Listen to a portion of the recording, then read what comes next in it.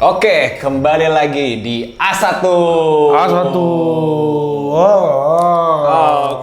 A1 주로 그냥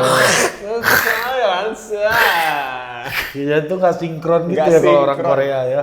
Orang Korea lagi marah tuh. Lagi ngomong bapak-bapak. Tuh biasa ke bapak ngomelin anaknya tuh biasa itu. Oh cuma oke. Masya Allah. Nggak ada, tapi gimana kaos gue keren nggak?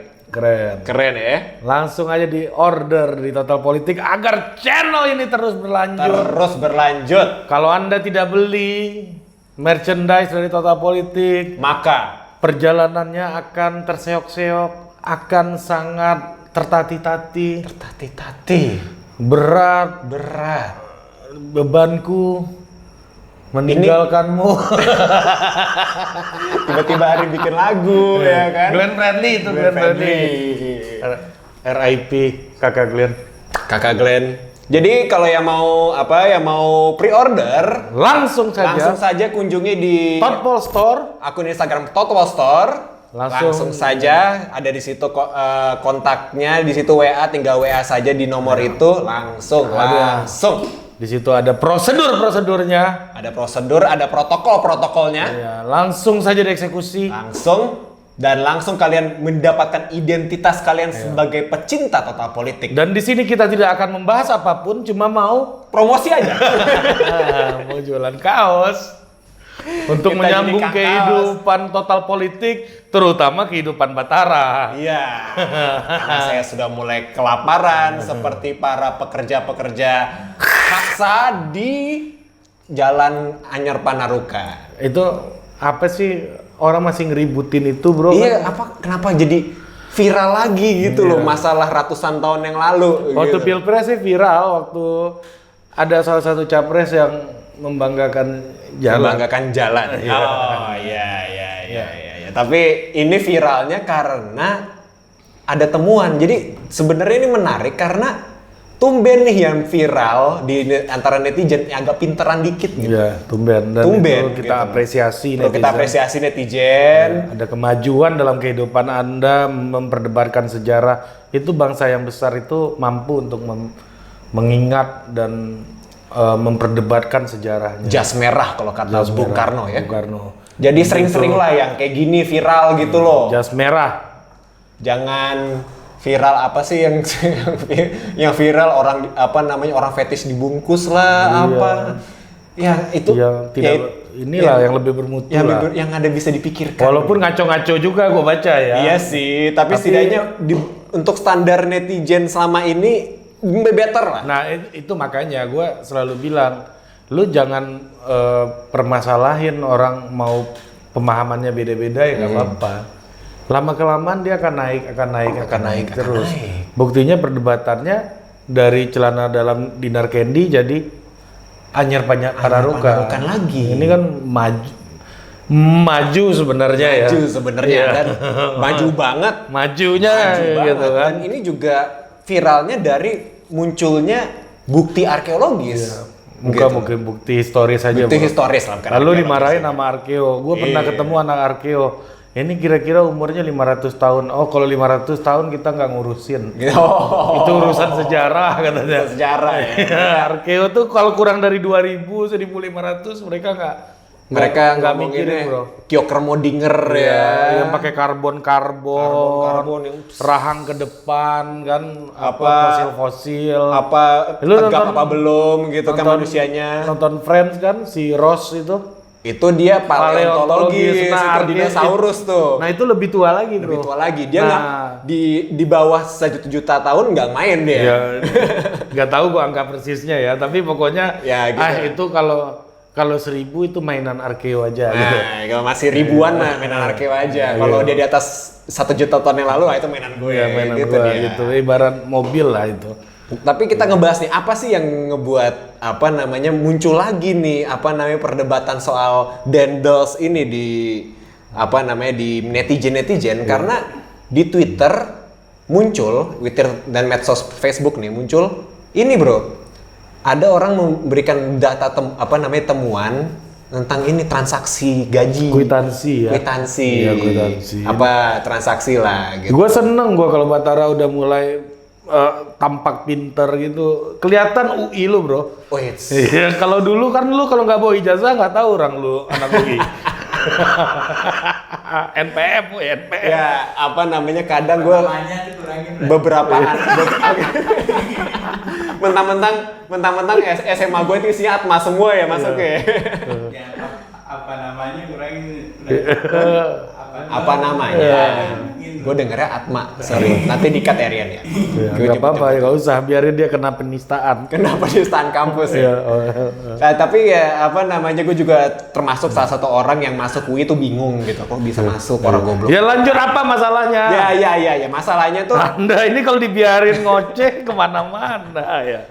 jadi katanya apa namanya ada itu bukti-bukti transaksi, ada bukti transfer mungkin ya, bukti transfer ada screenshot dari mobile bankingnya Udah, mungkin dari udah Dendos. transfer bro, katanya kata dia tuh transfer. ke bupati-bupati kan. Udah masuk ya bro? Udah masuk ya.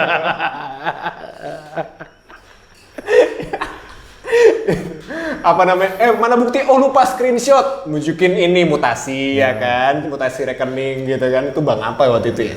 Bank Sentral Belanda, Ya, BCB. ada lah Bank Belanda waktu itu lah, ada. pokoknya ada Bank VOC lah. Ya pokoknya ada bukti transfer lah antara pokoknya dari pemerintah pusat VOC ke mungkin ke apa namanya pejabat-pejabat daerah. Pemerintah pusat VOC itu perusahaan bos. Ya maksudnya itulah. Ya. Dari direksi-direksi, dewan direksi ke eksekutif. Ya. Terus sampai ke sampai ke bupati. bupati. Tapi sampai bupati stop tuh nggak ditemukan lagi apa namanya bukti pembayaran gaji dari bupati ke karyawan, dari keburu kerjanya. Ya, jadi gara-gara bukti transfer itu orang mulai berspekulasi bahwa Dendels bangun anyar Panarukan ini Bukan kerja paksa. bukan kerja paksa. Karena memang sudah ditemukan ada buktinya kalau misalnya memang sudah disiapkan 30.000 lebih ringgit perak untuk gaji guru. Gua itu ambil kesimpulan agak ngaco, bro. Gimana, Bro? Gue juga dulu sering waktu SMA tuh kan, gue ambil duit gue 1.000 gitu kan, seceng gitu kan, gue panggil junior satu, sini lo sulap jadi burger. Nah, ini Gue tetap kasih bro. senior kurang ajar. Gue tetap kasih. Tapi yang dia beli harganya Harganya 30.000. 10.000 kan, dari gue kasih 1.000 gitu. Jadi dia membelikan burger kan juga terpaksa walaupun gue ngasih. Jadi ya karena teror gitu loh. iya, kalau orang nggak dipaksa bro, ini ya maksud gua ini kita lagi-lagi harus memuji perdebatan netizen yang makin berkualitas ya. Ya tapi Sering-sering. kalau kerja tuh nggak dipaksa, lu jelas rights and obligation lu apa, berapa jam lu kerja, ada kontraknya, Betul. ya kan, ada kesepakatan, ada tertulis. Lu temuin nggak orang-orang yang ngerjain jalan itu ada kontrak kerja atau Ada kontrak kerjanya. Iya benar. Iya, Ada gitu kontrak kan. kerja. Apa namanya dia berarti misalnya kan dia apakah pekerja tetap atau outsource hitungannya. ya, atau PKWT gitu kan. PKWT, terus ada uang lemburnya enggak, ada tunjangannya enggak, Iya. kayak gitu kan. Ada dia statusnya TKA apa TK apa apa lokal. TKB, apa TKC. Enggak. ada TKC. Udah baru. Lu baru tadi agak-agak pinter kelihatan UI-nya lo. Sekarang ya mengkhawatirkan lagi nih kehidupan. Namanya walaupun lulusan UI tetap karakternya kalau emang jayus sejayus saja. Jadi gimana? Terus lu percaya sama netizen yang bilang itu bukan kerja paksa? Nah, apa namanya kalau gua kan karena gua anak UIRI, gua lebih melihat data. Gua percaya namanya data. Ya. Dan apa namanya dan nggak bisa juga kayak dengan satu data itu bilang kalau misalnya Dendels itu ternyata baik karena perdebatannya itu bukan perdebatannya netizen ini lebih ke apakah Dendels itu baik apa jahat. Nah, nggak bisa menurut gua nggak bisa gitu juga. Ya. Nah, karena Menurut lu jahat atau baik Dendels? Lu Iya. ketemu ditegur nggak lu? waktu itu sih ya namanya gua kaum pribumi ya gua dianggap kan anjing nggak boleh masuk. Ya berarti menurut lu Dendels baik atau enggak? Jawab aja pertanyaan gua. Ya namanya pejabat setinggi itu nggak mungkin baik lah, coy. Iya. Nggak mungkin baik-baik banget lah, gitu loh. Ya mungkin adalah mungkin jasa-jasanya dia, ada ideologi dia yang dia kerjakan waktu itu. Dan gua nggak merasa nggak mungkin juga kalau itu bukan kerja paksa, karena pertama itu terjadi di tahun 1800-an di mana Belanda lagi lemah-lemahnya, bro. Karena lagi dikuasai sama Prancis. Ya, dan dikuasai Napoleon ya. Dan Dendels itu adalah utusan Prancis di India Belanda. Dia diutus langsung oleh Louis Bonaparte, adik kandung dari Napoleon Bonaparte. Ya, kalau orang di kampung gue nyebutnya Napoleon Bonaparte gitu. Bonaparte, kalau kampung gua Bonaparte. Napoleon Bonaparte. Ada nggak nama orang Batak Bonaparte? Napoleon kayaknya ada. Di kampung gua ada Bonaparte. Bonaparte ada. Keren juga kampung lo ya. Iya, orang Vasco aja tuh. Iya, dari Vasco da Gama ya. Iya, bapaknya rektor STIP, bos pelayaran. Kok anaknya gitu? Dikasih nama anak Ampun.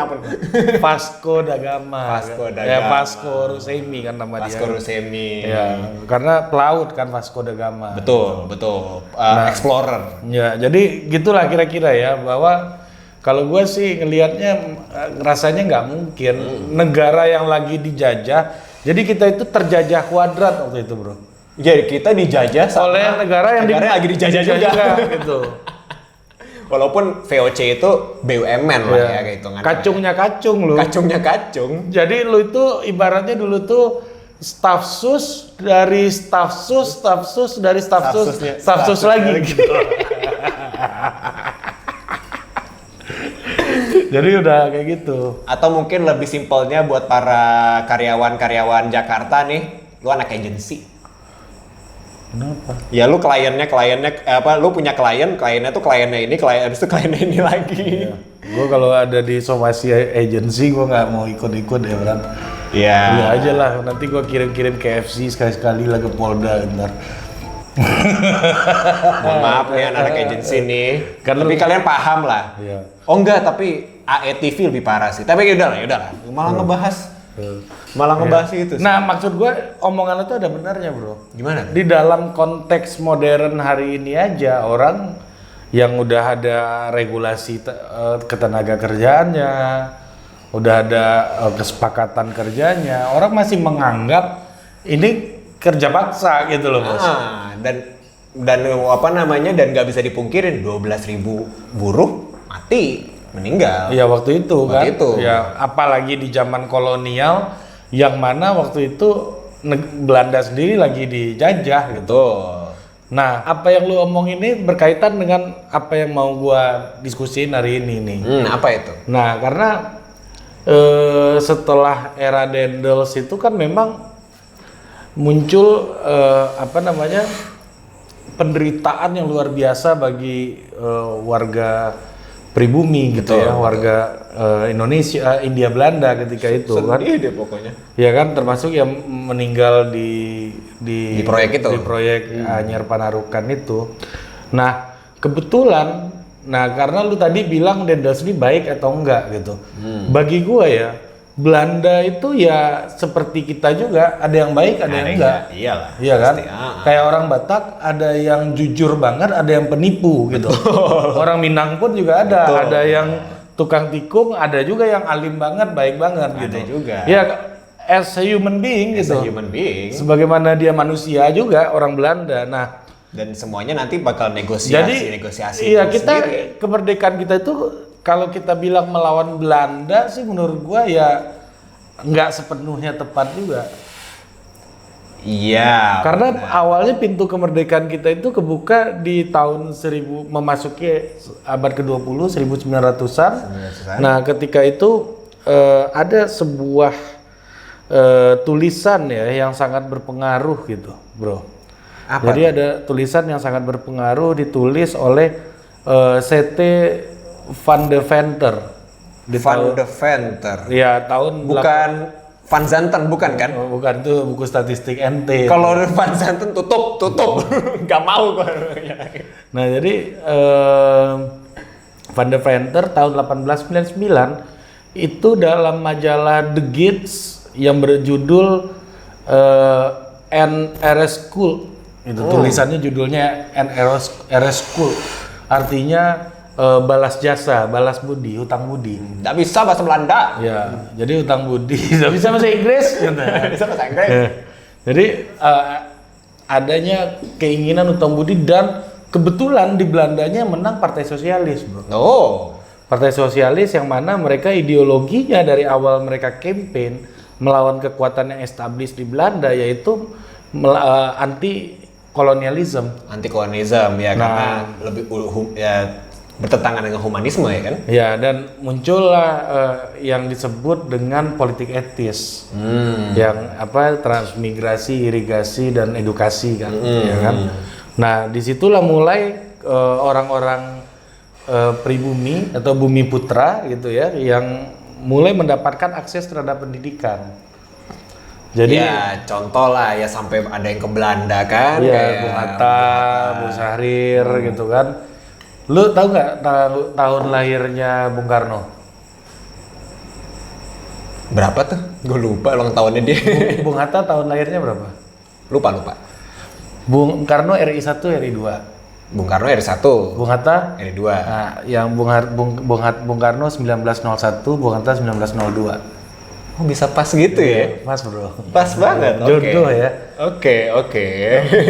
Bung Karno tuh Gemini kalau nggak salah. Langsung zodiak. Nanti lah kita mesti ini nih. Kadang kita mesti undang salah satu ahli zodiak untuk membahas astrologi. Ya udah, ntar dulu. Nah, jadi gue mau ngomong dulu nih, balik lagi. Jadi waktu itu tulisannya Van der Venter itu mengkritik sistem tanam paksa, bro. Sistem tanam paksa. Ya, balik ke urusan lu tadi. Nah, nanam aja paksa, bos. Paksa, gimana bikin jalan? Ya, gimana bikin jalan, dan jalan itu digunakan untuk salah satunya membendung Inggris ketika itu. Ya, itu alasan keduanya, tapi katanya alasan utamanya Daendels itu lebih ke ya distribusi untuk barang-barang hasil tanam paksa itu. Dan terutama kopi. Komoditas ekspor. Nah, dan terutama waktu itu lagi Daendels ngomongin kopi karena dia pencinta kopi. Iya. Tapi bukan kopi senja. Dia lebih ke ekonomi kopinya aja, bukan kopi senja. Matiin jar-jar. Lama-lama nih nggak bermutu ini orang. Nah gitu, jadi balik lagi dan ketika nah ini yang mau kita diskusiin, yang awalnya Belanda itu doktrinnya itu adalah gimana mendapatkan cheap labor, gimana mendapatkan keuntungan dari bumi kita ini. Doktrinnya itu kan eksploitasi, de l'exploitation, de l'homme par l'homme, de l'exploitation, de nation par nation itu. Nggak bisa bahasa Prancis. Jadi tapi tahu itu bahasa Prancis. tahu itu kan ong-ongnya kan ketahuan. Korea itu bahasa Korea tuh. Nah, jadi problemnya jadi berbeda ketika politik etis dilaksanakan, bos. Pasti. Problemnya jadi berbeda karena muncul kekuatan bumi putra yang merupakan kelompok terdidik, muncullah aktivis-aktivis pergerakan nasional di Hindia Belanda. Karena udah mulai pinter-pinter nih. Mulai pinter-pinter dari ini dulu mulai masuk ke kemerdekaan. Udah mulai muncul istilahnya dosen gua di kampus. Lord Ganda Upaya itu pernah Lord Ganda Upaya. Pernah bilang bahwa ini adalah fase yang disebut dengan the formation of nationalism. The formation of nationalism. Ya, jadi nggak bisa bahasa Inggris. Ya.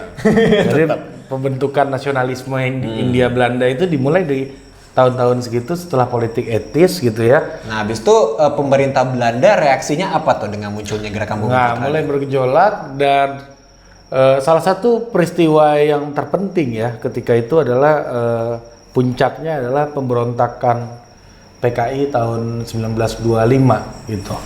Tanggalnya, bentar, gua punya catatan di sini. Waktu itu udah ada PKI ya? Udah ada PKI. Nah, makanya Gue pernah diskusi kan sama Hasril Caniago, PKI yang ditolak tuh PKI pasca 65, bukan PKI sebelum 65. PKI sebelum 65 itu pejuang, Bos.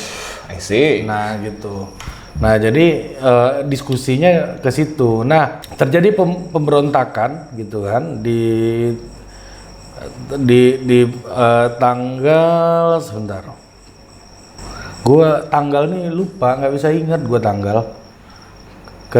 Ya langsung ceritanya aja lah ceritanya. Emang saya ingat semua. Bung Binder, Bung Binder nyulitin netizen. menjulitin. Ya kan saya juga bisa salah gitu. Ya saya nggak apa-apa dong ngecek gitu. Kok ngomong sendiri Bung Binder. Lu harus nonton. Lu harus nonton bola Bung Binder, Bos.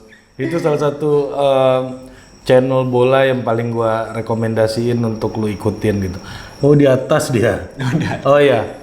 Malam waktu itu tanggal 17 November 1926 gitu. Puncaknya dari ratusan orang turun PKI untuk berontak gitu terhadap pemerintahan kolonial Belanda yang kemudian menurunkan pasukan kepolisian di Hindia Belanda. Kepolisian. Ya itu puncaknya. Nah ketika muncul kelompok-kelompok terpelajar yang melakukan pergerakan untuk menentang pemerintahan kolonial itu, ada sebuah doktrin dari pemerintahan kolonial disebut dengan Rust and Order. Bukan Rust and Ya Order. pokoknya itulah RUST, gue nggak bisa baca Belanda. Nggak bisa bahasa Belanda. Ya itulah. Rust and Order ya. Dan doktrin itu Apa artinya berarti Rust? keamanan dan ketertiban. Ah. Nah, jadi dari doktrin itulah muncul yang disebut dengan politik intelligence. Politik netizen, intelijen. Jadi ini intelijen pemerintah pertama lah di Hindia Belanda, PID Nah, sebenarnya. ini mulai seru nih kita ngomong. Karena awalnya intelijen di Indonesia itu buat memantau gerakan politik pribumi di Hindia Belanda. Untuk buat memberantas gerakan-gerakan pemikiran revolusi gitu. Pergerakan gitu kan. Pergerakan. Nah, itu didirikan tanggal 6 Mei 1916. Nah, jadi di situ intelijen inilah yang kemudian mengikuti kelompok-kelompok pergerakan ya ketika itu, termasuk Bung Karno, Bung Hatta dan Tapi itu intelijennya lebih ke kayak CIA apa BIN? Apa bedanya apa sih sebenarnya sih? Nah, ini gua mau cerita lagi. Nah, kemudian tahun 1919 PID direorganisasi, diubah menjadi ARD. Algimin, gue gimana bacanya nih? Reserche Dienst. Algimin Reserche Dienst. Ya, kira-kira itulah ya. Ya, jadi itu dibangun pasca Perang Dunia Pertama dan tapi tidak jauh berbeda fungsinya dengan PID. Dia reorganisasi aja, penyegaran lah. Tapi tetap fungsinya adalah sama untuk memantau gerakan pribumi. Nah, ini yang mempengaruhi doktrin intelijen kita hari ini. Maksud gue gini, kita memahami intelijen itu sama tuh dengan bagaimana kaum aktivis pribumi dan pribumi di sini maksud gua aktivis pergerakan nasional ya. Gak hanya pribumi nih. Sorry gua agak keliru tuh. Maksud gua pribumi di sini semua aktivis pergerakan nasional yang ingin kemerdekaan. Karena ada yang Indo juga kan. Ada Indo, ada yang Tionghoa. Ada macam-macam lah etnisnya. Tapi maksudnya pokoknya yang pergerakan nasional lah. Iya, gerakan nasional. Jadi untuk mengawasi itu. Nah, kayak Bung Karno sampai ada data yang menunjukkan bahwa Bung Karno sampai rapat di prostitusi lokalisasi, bro. Rapatnya seger betul. Yeah. Tapi kenapa bisa sampai ngumpetnya di situ? Untuk mengelabui ARD ini, intelijen Belanda ini gitu. Dikira pengen in the hoy. Yeah. Padahal mau independence. Oh, independence, from in the hoy to independence. Gitu. Yoi. Jadi Cakep tuh. kalau apa namanya bedanya itu bro, aktivis pergerakan kita sama lelaki hidung belang hari ini bro. Iya. Kalau mereka di rumah ya rapatnya di apa namanya ke prostitusi padahal mau rapat. Kalau misalnya Yang kalau misalnya sekarang- hidung belang sekarang, Bilangnya mau rapat Rapat, tapi ke prostitusi. Iya. Jadi gitu bedanya lah. Itu jokes. Gitu. Nah, mereka lah yang apa namanya melakukan pengumpulan informasi ya, termasuk juga bahkan menangkap gitu ya dan mengasingkan. Jadi yang ketangkap tuh kerjaannya si ya, ARD ini. gitu, intelijen awal gitu. Oke. Jadi kayak yang diasingkan ke Digul, kemana gitu, ke ND, Bung Karno kan, Bengkulu juga. Ada yang sampai ke Singgang Suriname. Ya, itu enggak, itu beda lagi bro. Itu beda lagi. Beda lagi, lu jangan campur-campurin dong. Itu beda lagi. Beda lagi. Nah, jadi ya itu kalau Suriname itu konteksnya kerja paksa, tuh, tanam Kerja paksa. paksa, ya. Tanam paksa. Pas Belanda survei gitu kan, ke rumah-rumah kayak sensus, dia tanya siapa yang mau kerja, work ya work. Work artinya kerja kan. Nah jadi pas mau kerja orang-orang di saudara kita di daerah-daerah Jawa ini, Klaten banyak tuh daerah-daerah Jawa ya, disuruh naik kapal, dikirain kerja itu mau ke Borneo, Celebes atau ke Sumatera, Ya, bro. pokoknya masih Nusantara lah. Nusantara masih dekat-dekat lah ya. Tahu-tahu mereka baru sadar di kapal pas lewat terusan Suez, bro. Kok jauh banget gitu kan? Kok nggak nyampe-nyampe? Nih terusan Suez. Mereka Udah lihat. tahu terusan Suez karena dengar cerita saudaranya pulang haji. Jadi Suez tahu. Iya, terus lihat ada piramid tiba-tiba. Nggak kelihatan ya dari sebenarnya. Emang kelihatan dari pantai gimana sih lu? Siapa tahu kan segede Emang itu tol kan. laut, Nah, jadi gitu. Apa namanya? Itu agak beda konteksnya. Ternyata nyampe ke Amerika kan. Amerika Latin, Iya, ujung lagi. Ke Suriname mereka perkebunan kan. Nah, kalau ini Jadi, itu bukan pekerja paksa lagi, pekerja dibohongin. Iya, udah itu prank, bro. Prank, kerja kena prank ya. Pranknya Belanda itu ngirim orang sampai ke Suriname, bos. Jauh banget. Nah, itulah gampangnya. Nah, habis itu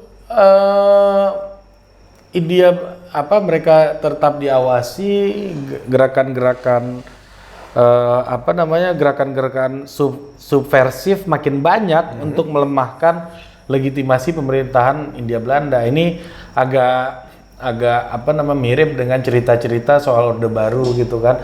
Kalau senior kita yang aktivis-aktivis lama kan ceritanya diikutin Intel segala macam. Nah, itu yang membedakan tradisi intelijen kita dengan yang di Amerika misalnya CIA. CIA itu konteksnya itu perang dingin, intelijennya dapat konteks gitu. Yang gunanya adalah untuk yang hari ini ya, untuk mengintai kekuatan, mengakses kekuatan negara lain yang menjadi kompetitor utamanya Amerika Serikat gitu. Berarti operasinya lebih keluar Amerika. Keluar. Nah, kalau lebih ofensif lah ya. Lebih interstate lah ya. Iya. Nah, kalau di Indonesia doktrin intelijennya itu BIN itu. yang hari ini itu lebih mengawasi bangsa sendiri gitu. Lebih ke yang tadi, keamanan dan ketertiban tadi ya. Iya, rules and order. Ras and order. Iya, ras bacanya, bro. Ras ya. Ras and order. Iya, seingat gua ras bacanya. Buat lu yang belajar bahasa Belanda komen aja di bawah. Komen ya, tolong. Nanti Nggak bisa bahasa Belanda kan? iya, nanti dia komennya bener cara bacanya RUST banget. Sama aja, gua nggak tahu cara bacanya juga. Lu suruh gua baca lagi, ya salah lagi gua. Dia ketik tetap. Tolong ngasih taunya agak cerdas dikit ya, tolong ya. Nah, jadi banyak dari kaum-kaum pergerakan tuh yang juga dibina gitu oleh kelompok intelijen ini, kekuatan intelijen ini untuk memberikan informasi-informasi. Makanya ada istilah dulu, lu pernah dengar istilah apa ya? Gue nggak tahu, londo ireng itu kayaknya kaitannya sama itu deh. Londo ireng. Iya, pengkhianat gitu kan. Oh, jadi kayak ya dia orang pribumi tapi Orang pergerakan gitu. orang pergerakan tapi bekerja untuk dinas intelijen agen Belanda. ARD ini. ARD gitu. Iya, Nah, makanya waktu itu Orba juga ngikutin cara ini ya berarti Iya, mahasiswa diikuti. Orba, dan bahkan sampai hari ini. Sampai hari ini ya. Ya kan, keikutsertaan intelijen. Nah, jadi intelijen Indonesia, gua nggak bilang Amerika nggak ada juga gitu, tapi di Indonesia doktrinnya lebih ke doktrin politik dalam negeri. Kalau di Amerika lebih banyak kepada doktrin politik luar negeri gitu. Tapi kalau di Amerika yang kayak gitu kayaknya FBI sih. Enggak, karena Amerika tuh negara federal kan, bro. Federal. Ya, jadi setiap negara bagian tuh harusnya punya dinas intelijennya masing-masing kayaknya. Ya mungkin itu yang buat Iya. buat keamanan ketertiban dalam negerinya itu Ya. mungkin. Nah, jadi ada setidaknya ada tiga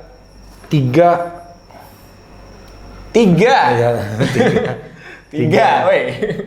tiga organisasi yang menjadi musuh utama dari ARD itu, bro. Apa itu? Pertama Syarikat Islam, Jelas. yang kedua PKI, yang ketiga tuh PNI. PNI ya? Ya, jadi ada tiga itu, dan makanya ini kan sebenarnya tidak jauh berbeda dengan apa yang terjadi hari ini sebenarnya, bos. Bahwa bagaimana Islam tetap dianggap sebagai kekuatan utama karena majority, ya kan? Negara kan nge-treat Islam dengan cukup serius gitu ya. Yang kedua itu kalangan-kalangan progresif gitu, kiri, PKI. ya PKI gitu kan, yang dijadikan Ya sebagai kalangan-kalangan progresif kiri yang dianggap sebagai kekuatan utama gitu ya. Kalau sekarang ya partai yang menang nasionalis semua. TNI kan mungkin perwakilan itu gitu ya. Nah, kita belum ada nih ya partai yang kiri, belum ada. Kalau sekarang nggak ada. Nggak, ya yang declare kiri nggak ada. Nggak ada. Nah, jadi gitu sih yang mereka. Nah, ini ada laporan nih, berita dari Medan Muslimin. Ini media zaman Belanda, bro. Gua bacain ya. Medan Muslimin yang mengeluhkan akan adanya pengawasan yang ketat oleh ARD. Jadi kesel banget. Lu kalau baca sejarahnya W.R. Supratman misalnya kan, waktu mau Kongres Pemuda itu yang Sumpah Pemuda segala macam itu, setiap hari intelijen itu datang ke situ dan datang ke forum-forum, bahkan mencoba untuk masuk, bahkan mencoba untuk mengacaukan. Mereka ikut di dalam situ gitu. Ini tingkat keponya Nah, biasanya itu. kalau orang pergerakan tahu ada intel di dekat mereka, mereka punya teriakan, bro. Apa tuh? Teriakannya itu Dwarskiker. Iya, Dwarskiker. Tukang intip. Tukang intip artinya. Dwarskiker. Dwarskiker. Ya, bagi yang bisa bahasa Belanda tolong Tuliskan. Gimana cara bacanya? Dwarskiker. Dwarskiker. Ya, Dwarskiker. Tukang intip. Tukang intip. Jadi mereka pasti akan teriak Dwarskiker. Dwarskiker lu. Nah, gitu kira-kira. Kira-kira gitu. Kepo lu gitu. Ya mungkin itu. Kalau sekarang itu mungkin. Kepo nih. Ini bahasa anak sekarangnya kepo nih. Jadi zaman dulu gitu kalau lu Dwarskiker banget sih. Hidup gue. Lucu nih. Ini jago lu makin skillful lu sekarang, Bro. Bersyukur ya. Dwarskiker banget sih lu gitu kan. Hidup gue. Nah, jadi ya begitu. Jadi diawasi semuanya. Ya tadi organisasi dan tokoh-tokoh. Nah ini gue mau bacain berita dari yang tadi gue bilang Medan Muslimin. Tambah hari tambah dikuatkanlah penjagaan polisi kepada kantor Medan Muslimin. Beberapa macam bangun, model dan potongan agen ARD hampir ada. Semua kawan kita yang bekerja untuk gerakan dalam kantor Medan Muslimin asal keluar hampir dibuntuti oleh agen ARD ini. Ya, kemana di jalannya, di waktu apa saja, tentu dua orang mengikuti saja. Ada yang jaga melihatkan kantor saja tiap-tiap hari mulai pukul 7 pagi sampai 11 malam. Bukan mata-mata laki-laki saja yang disuruh masuk kantor tapi perempuan diajukan juga. Terlalu. Ya gitu cara media zaman dulu. Ini Ari agak susah baca karena ini masih tulisannya yang ya, U-nya tuh masih OE gitu. Ya tulisan ejaan zaman dulu. Zaman dulu. Ini naskah otentik nih, Bro. Terlalu. Gitu. Ya jadi gitu. Ya itu tadi. Nah, balik lagi ke cerita kita tadi ya, setiap masa kolonial itu punya approach-nya itu setiap fasenya itu nggak sama, Bro. Karena ada kebutuhan, ada konteks politik, ada posisi Belandanya di Eropa. Nah, yang Dendels tadi lagi dijajah Prancis. Nah, kalau politik etis lagi dikuasai oleh Partai Sosialis. Gitu. Jadi ini ada kolonial konteks, internasional konteksnya gitu. Jadi semua orang akan tua pada waktunya. Apaan sih kesimpulannya? Pokoknya udahlah itulah. Ini kesimpulannya sangat senja. Seperti Dendels pecinta kopi senja. Jalur anyar panarukan bagaikan ular berbisa. Seperti ular. Sangat berbisa. Lu tahu nggak sih itu lagu cuman dulu? Papan tulis yang telah memeluk tembok di dinding-dinding hati yang kau lupakan. Kopi senja banget ya, kopi senja. Kopi senja banget. Oke, daripada makin ngawur, daripada makin senja. ada info lagi, Bran? Masih banyak. Tapi nanti dulu. Aduh. Udah. Liur lu, Bran. Liur komodo. Mati lu kalau gua liur komodo. Batara ini kayak komodo. Lidahnya keluar. Ya, jadi ya udahlah, gua udah speechless gua malu. Jangan lupa dibeli. Ya. Cek di Instagram Totpostor. Cek beli. Oke, kembali lagi di A1 berikutnya. Sampai jumpa di A1 berikutnya.